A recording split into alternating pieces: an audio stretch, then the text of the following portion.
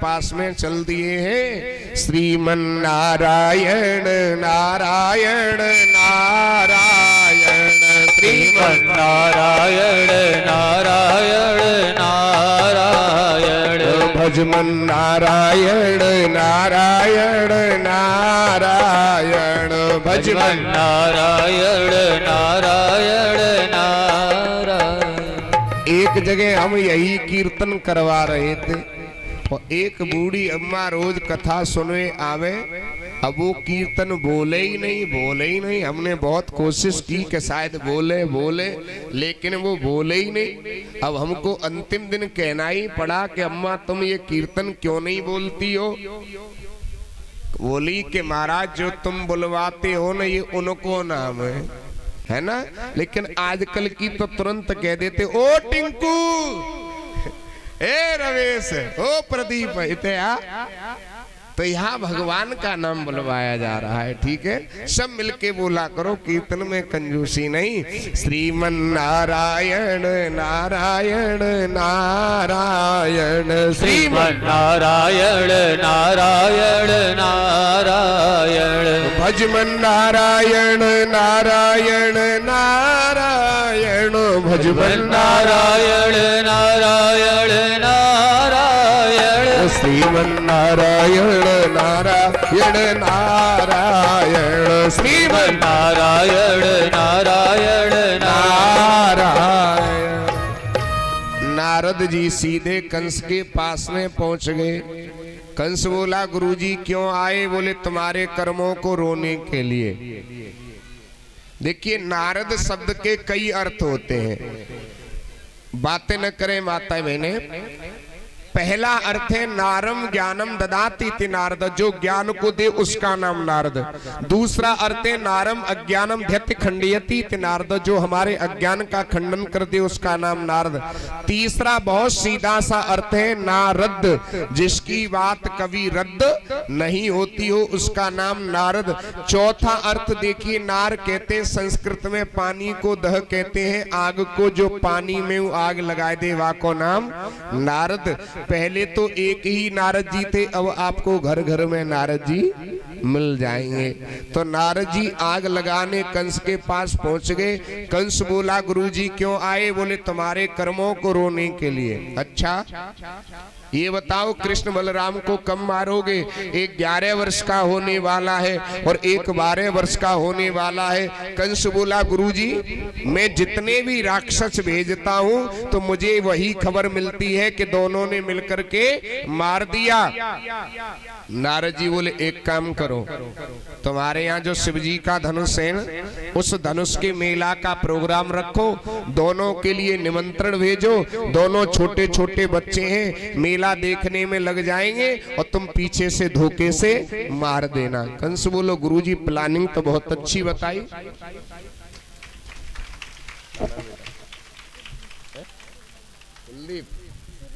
सुरजीत दिखा बेटा, पढ़ो करो बेटा। ये किसका बालक है? सुरजीत के लिए जोरदार तालियां।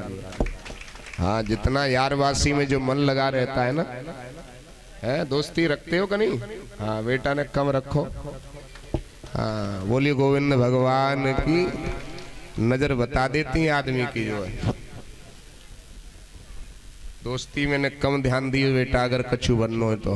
बोली भक्त और भगवान की मन को एकाग्रचित करें।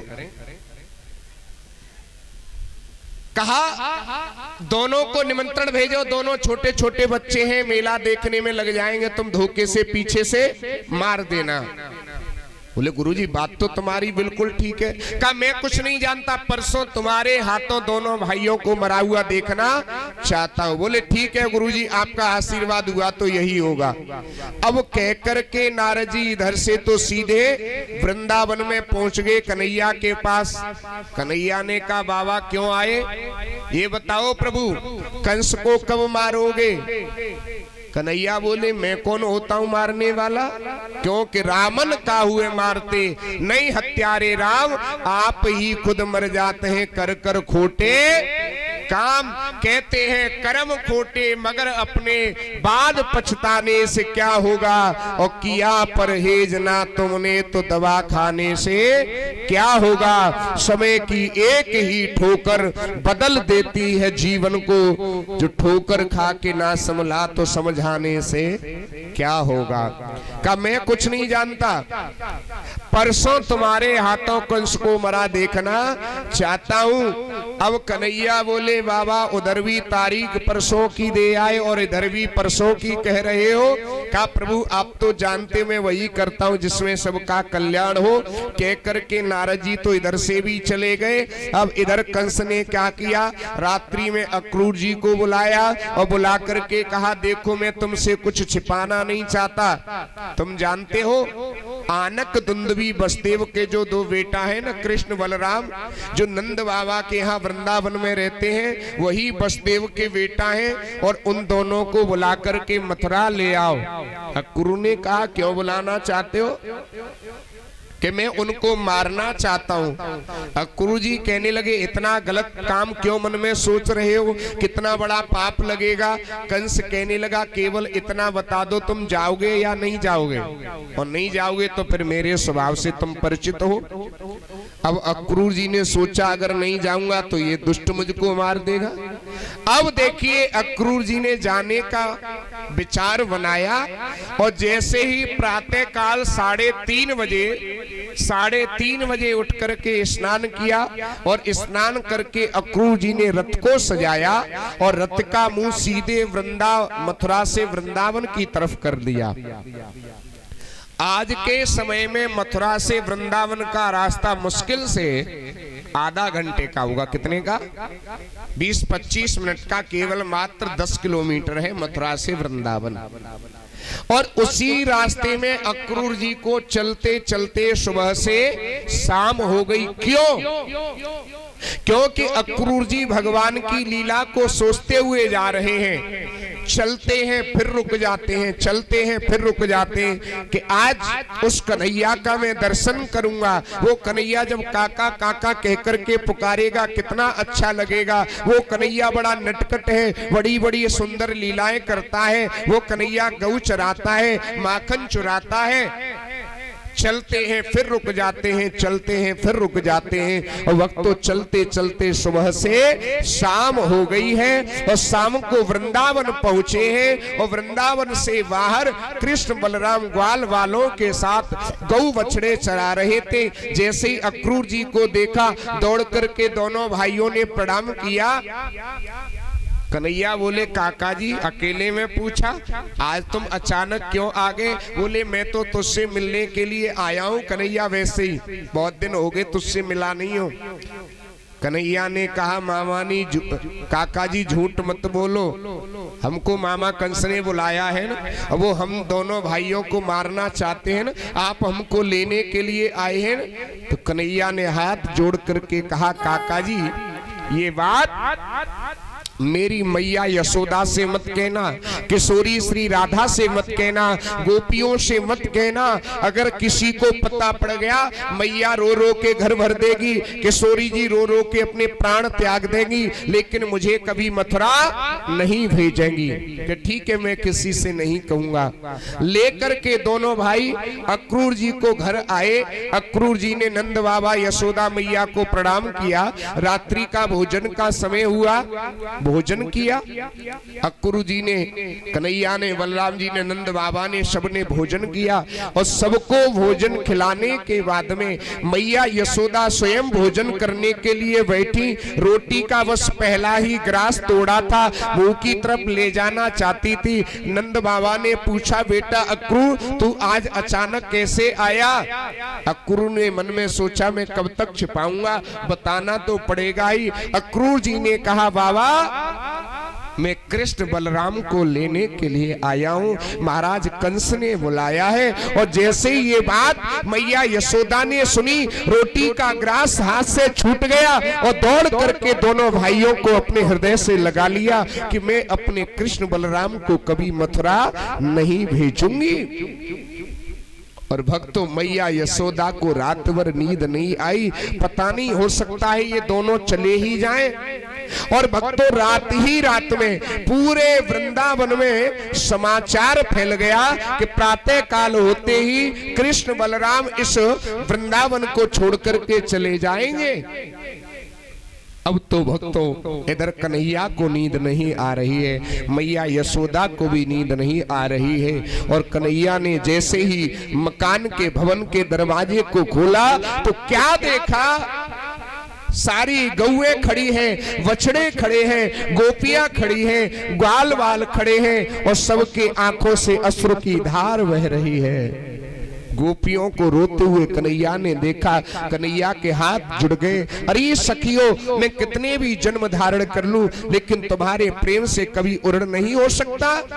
अरे गोपियों ये बताओ किशोरी श्री राधा जी कहां पर है? गोपियों ने इशारा कर दिया, देखो उधर खड़ी होगी। और देखिए उन गोपियों की भीड़ में से निकल करके कन्हैया आगे गए तो क्या देखा, एक वट वृक्ष से सर लगा करके किशोरी श्री राधा खड़ी खड़ी रो रही है। कन्हैया भी रोने लगे, दौड़ करके अपने हृदय से लगा लिया। किशोरी जी बोली, कन्हैया आज तुम मुझे छोड़ करके चले जाओगे ना? कन्हैया ने कहा, लेकिन मैं तुम्हारे पास इसलिए आया हूं किशोरी जी, मैं तुमसे कुछ निवेदन करने आया हूं, कुछ कहने के लिए आया हूं। क्या कहने आए हो कन्हैया?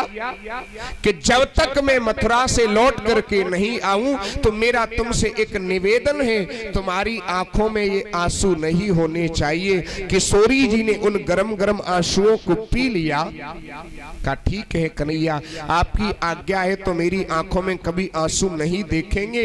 इधर नंद बाबा ग्वाल वालों को लेकर के मथुरा के लिए प्रस्थान कर गए हैं। इधर अक्रूर जी ने रथ को तैयार किया है। दोनों भाइयों ने मैया यशोदा को प्रणाम किया।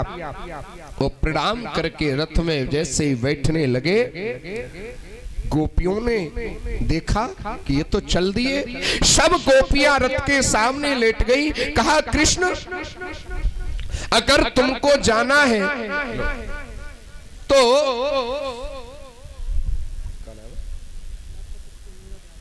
ये भक्तवर्षी डॉक्टर पुष्पेंद्र जी, जोरदार ताली इनके लिए, बहुत बहुत सावधान। अगर तुमको जाना है तो अपने रथ को हमारी देह के ऊपर होकर के निकाल ले जाओ। ये तुमने समझ कैसे लिया कि हम तुमको जीते जी चले जाने देंगे? रथ से कन्हैया बलराम दोनों कूद पड़े हैं। गोपियों को समझाया और समझा बुझा करके फिर से बैठने के लिए तैयार हुए। रथ थोड़ी दूर चलने लगा और जैसे ही चलने लगा, अंदर किसी ने जाकर के महल में कह दी, मैया ये तो कृष्ण बलराम दोनों चल दिए। मैया पछाड़ खाती हुई दौड़ती हुई चली आई। अरे लाला रुक जा, अरे कन्हैया रुक जा। कन्हैया रथ से कूद पड़े। मैया यशोदा ने दौड़ करके अपने वक्ष सर से लगा लिया। कहा, कन्हैया आज मुझे पता पड़ा है तू मेरा बेटा नहीं, तू तो देवकी का बेटा है। अगर तू मेरा बेटा होता तो मुझे छोड़ करके नहीं जाता। और कन्हैया शायद तू मुझसे रूठ करके जा रहा है। मैंने तुझे माखन की मटकी के पीछे तुझे ऊखल से बांध दिया, तेरी पिटाई करी, इसलिए शायद तू लौट करके जा रहा है, छोड़ करके जा रहा है। नहीं मैया, कहा बेटा मैं तेरे बगैर कैसे रह सकती हूँ। कन्हैया ने कहा, मैया मैं जल्दी लौट करके आ जाऊंगा, जरा आज्ञा तो दे दो। अब दोनों भाइयों ने प्रणाम किया और प्रणाम करके रथ में बैठने लगे हैं। और इधर गोपियां क्या कह रही हैं कि जो मैं ऐसा जानती, प्रीति करे दुख हो, सो नगर ढिंढोरा पीटती, सुप्रीत न करियो कोई। और गोपियां बार बार भगवान से कह रही हैं कि तुम तो काना निर्मोही, ये श्याम। और अक्रूर जी को गालियां दे रही है। सुंदर तन अति सौम्य मुख है, स्वभाव से क्रूर, और पंडित कैसे मूर्खा जिन नाम धरो अक्रूर। ये तो वास्तव में क्रूर है, इसका नाम अक्रूर किसने रख दिया? कि तुम तो काना निर्मोही, साथ क्या निभाओगे, तुम तो खाना निर्मोही साथ क्या निभाओगे। तुम तो कान्हा निर्मोही साथ क्या निभाओगे। तुम तो खाना निर्मोही साथ क्या निभाओगे। तुम तो कान्हा निर्मोही साथ क्या निभाओगे। तुम तो कान्हा निर्मोही साथ क्या निभाओगे। तुम तो कान्हा निर्मोही साथ क्या निभाओगे। तुम तो कान्हा निर्मोही साथ क्या निभाओगे। सुवरत सुवरत यात्रा से तुम तो चले जाओगे। सुवरत यात्रा से तुम तो चले जाओगे।